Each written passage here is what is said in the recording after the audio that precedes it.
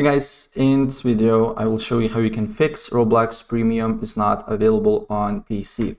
So if you go on buy Robux here, and your basically subscription or Robux package that you want to buy is not available here, super easy fix to that. So what you need to do here, if for example my this package would be not available, I will just go on a Robux package 400 here, and then select the payment method.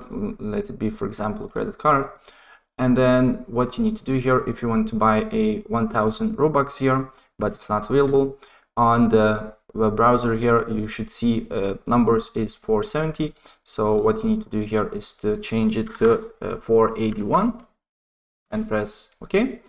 And now you can buy Roblox 1000 Roblox and it's available. Okay, so that's pretty much it what I want to show you, and if I help you out, please press like button and subscribe for more. Take care.